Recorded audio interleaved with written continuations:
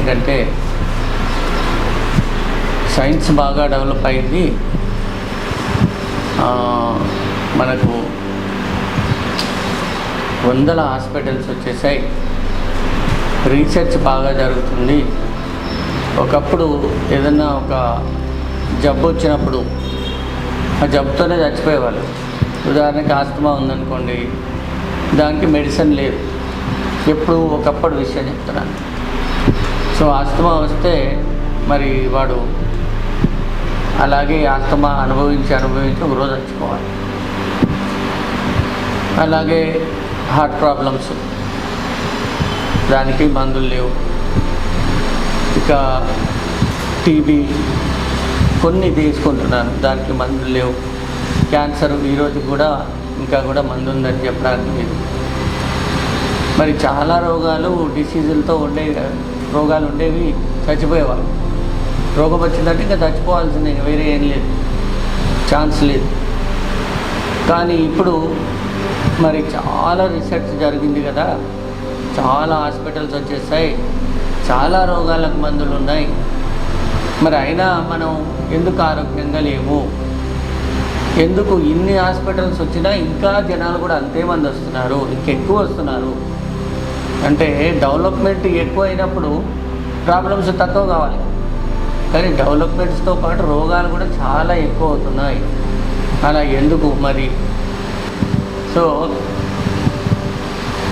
మరి ఎందుకు జరుగుతుంది ఇట్లాగా?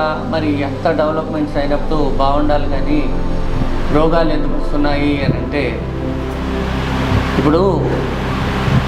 ఇప్పుడున్న సమాజంలో రోగాన్ని తగ్గిద్దాము, రోగం రాకుండా చేద్దాము అని చూడటం ఎవడూ లేడు.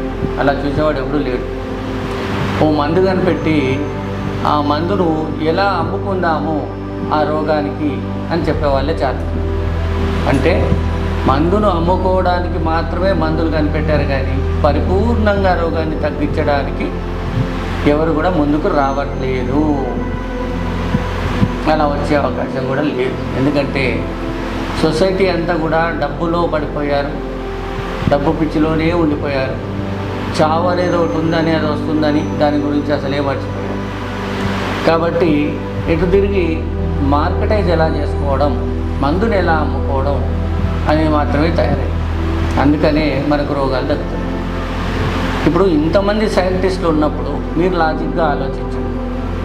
అసలు మనం భూమి మీద ఉన్నామని, భూమి ఒకటి గుండ్రంగా ఉందని, అది తిరుగుతూ ఉంటుందని, అది ఆకాశంలో ఎక్కడో వేలాడుతూ ఉంటుందని మనకి ఇంతకుముందు తెలిసేది కాదు.